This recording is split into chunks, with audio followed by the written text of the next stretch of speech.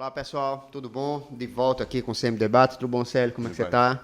A gente que está sempre no canal do YouTube do Cada Minuto, no próprio Cada Minuto e nas plataformas de streaming. Estamos aqui de volta, Célio, discutindo, nesse primeiro bloco, a gente discute a política nacional. Há um senso comum, análise de alguns especialistas, algumas pesquisas que apontam a diminuição da distância entre Lula e Bolsonaro.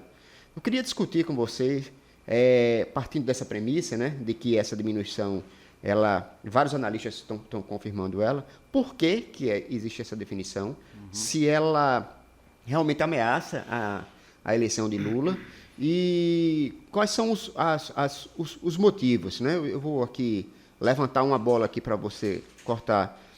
Só o Auxílio Brasil não seria o responsável por isso, né?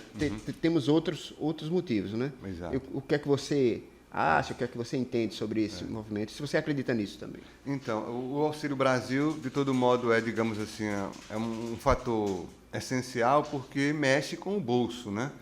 Então, é dinheiro, recurso, repasse e tal. O governo talvez até esperasse um efeito mais forte ainda do que já tem, mas não se pode realmente subestimar.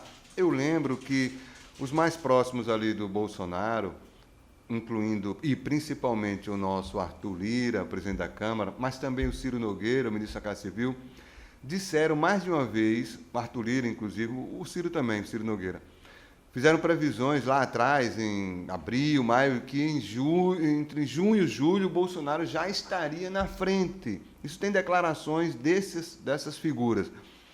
Estavam baseados justamente na perspectiva desse derrame de dinheiro do governo federal para as populações mais carentes, enfim, as famílias antes beneficiadas pelo Bolsa Família, agora Auxílio Brasil, que deu uma inflacionada braba para R$600, né? Isso é um fator. E não se concretizaram essas previsões muito otimistas dessa turma. Eles falam que a questão do aumento do combustível contribuiu para isso, enfim, né? É o que eles falam. Sim, pois é. Mas aí o combustível também foi uma frente que o Bolsonaro pegou, né? Forçando o Congresso a votar o projeto sobre o ICMS, o que acabou reduzindo o preço direto na bomba. Não sabe até quando. Até quando? Então, essa é uma questão. O governo atua como se tivesse licença para a irresponsabilidade fiscal plena. Não se sabe, o Auxílio Brasil também não tem prazo, ele é até o fim do ano. O orçamento do ano que vem, a Deus dará. O preço da gasolina também não se sabe, mas o governo aposta tudo no circunstancial, no momento. O sujeito decide a partir do seu momento, né, de agora. Então, essa diferença realmente, aparentemente, diminuiu, embora os institutos mais fortes, como o Datafolha e IPESP, ainda não tenham atestado isso. Essas pesquisas vão sair nos próximos dias, né, depois dessa nossa gravação aqui. Mas pesquisas anteriores já mostram um encurtamento da diferença do Bolsonaro para o Lula. E descer a rejeição, né, do Bolsonaro, que é o grande buziles para o Bolsonaro. É verdade. Ele tem uma rejeição acima de 50%, e se ele não conseguir descer essa rejeição, ele não tem chance alguma. Não tem chance. O que bom, apesar de tudo que aconteceu, realmente acho que o Bolsonaro se explica por uma coisa mais ampla, né? Aquela história, o Bolsonaro vai passar, o bolsonarismo não, assim como o trumpismo. Então, esse movimento de direita, extrema-direita, enfim, é algo realmente forte na camadas da sociedade. Ele tem a máquina, é o presidente que está na cadeira, que tem a caneta. Uma coisa curiosa aí é que essa coisa da irresponsabilidade fiscal, até a Justiça, o STF, no caso, que é a instância que mais está ali na vigilância, ou que bate de frente com desmandos do Executivo eventuais, o Bolsonaro, o Arthur Lira, o Congresso, empurrou para cima e aprovou medidas que, se o STF veta, aí compra uma briga para ele, vai aparecer como vilão, querendo impedir que o governo ajude as pessoas mais pobres. E tem a questão também da interferência de um poder no outro, né? E a interferência do poder no outro. Porque se o Executivo mandou o projeto-lei e o Legislativo aprovou, aí fica realmente... Vários juristas disseram que não tem sentido o STF interferir. Né? Pois é, seria realmente é uma situação delicada. Então você bota o Supremo numa sinuca de bico aí e meio que por vias tortas acaba dobrando a aposta, né? A aposta, né? Exatamente. Ô Célio, tem um outro fator também que eu queria levantar. Essa é a questão da pauta dos costumes. Parece que a Michelle Bolsonaro, a primeira-dama, né, esposa do Jair Bolsonaro, entrou de vez na campanha para o convencimento das mulheres evangélicas. O Bolsonaro estava perdendo espaço entre as mulheres evangélicas. E aí vem toda uma campanha mais forte, a cristofobia, né, a questão da fazer do Bolsonaro um candidato da família, religioso, enfim, toda essa patuscada. Você vê que isso também interfere no resultado? Isso interfere lastimavelmente, na minha opinião, que não deveria ser fator decisivo, né, para as pessoas não deveriam... Claro, você tem que ter valores, seus valores, ser respeitado e tal, mas não transformar isso em palanque, em coisa eleitoreira e tal, que é o que se faz.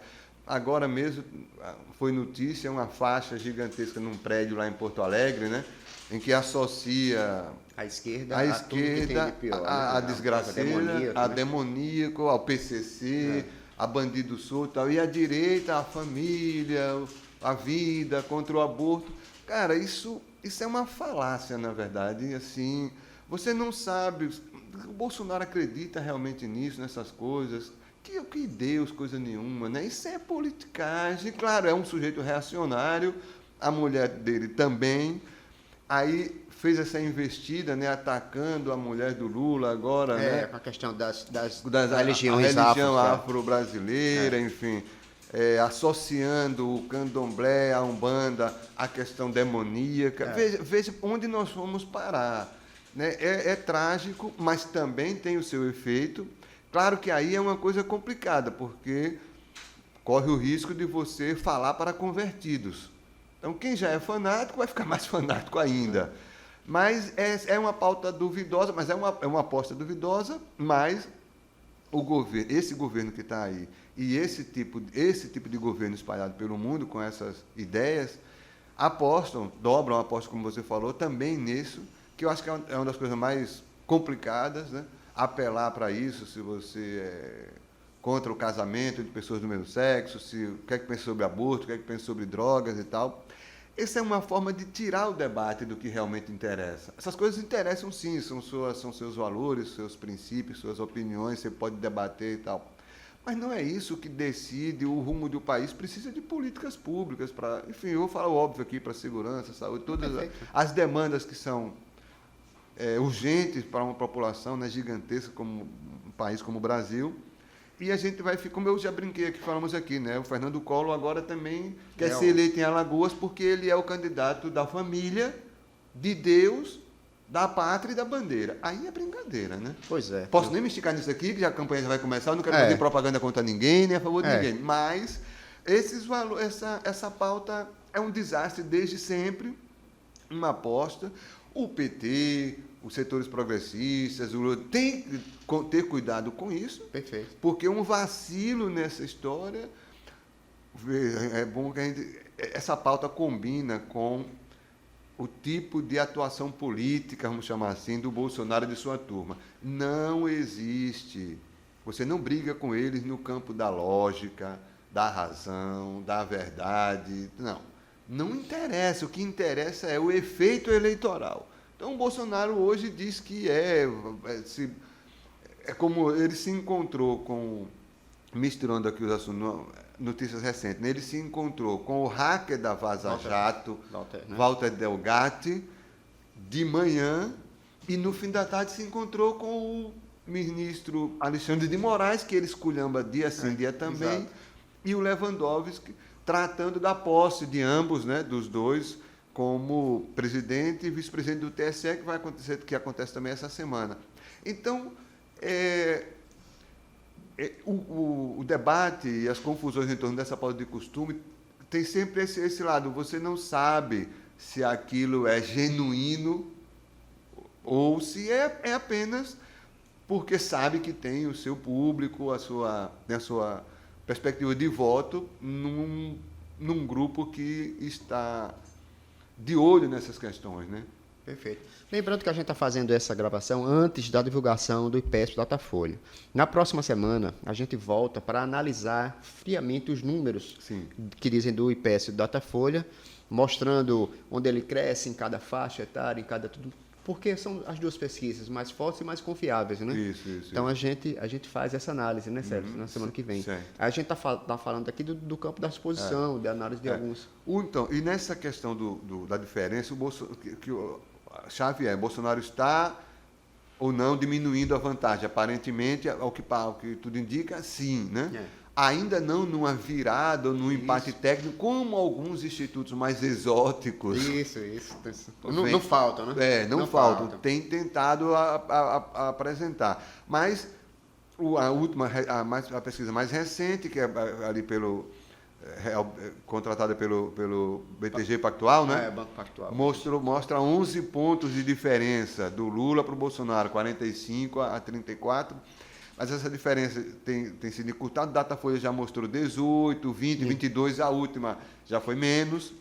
E o entorno do Lula, pelo que a gente vê nas análises, nos depoimentos das figuras mais ligadas à candidatura ao núcleo duro, teria acendido aí, né, da luz amarela, luz vermelha, porque o clima de possibilidade de vitória no primeiro turno já diminuiu bastante, arrefeceu, e há a preocupação de nessa reta final, ou no começo da campanha para valer agora, o que está acontecendo. Então, a candidatura está tomando o pé aí sobre essa revigorada, digamos assim, do Bolsonaro, que esperava, repito, Bolsonaro esperava uma performance muito melhor a essa altura do campeonato. Sim.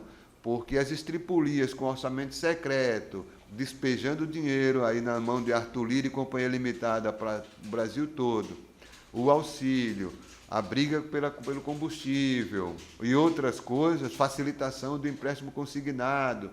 Ele esperava que essa diferença estivesse aí no empate técnico já na frente, o que não acontece, pelo menos até agora, né? Mas a candidatura do ex-presidente Lula sabe que a coisa mudou significativamente ou de maneira importante nas últimas semanas, com uma subida aí do Bolsonaro de fato. Pronto, então na próxima semana a gente se compromete a voltar e discutir as pesquisas do IPESP, que é o antigo IBOP, e do Datafolha, e aí calcado nesses números a gente consegue analisar, né? Porque a gente não vai projetar futuro, claro. Analisar, mas fazer algumas projeções sobre o que é que vai ser esse embate Lula e Bolsonaro, porque a eleição praticamente se baseia nisso, né? Isso aí. Lula e Bolsonaro. Não haverá surpresa. Se houver, realmente será uma bomba aí que nós não sabemos de onde vem, mas a eleição está entre os dois. Lula e Bolsonaro. É isso, gente. Daqui a pouco a gente volta com o segundo bloco.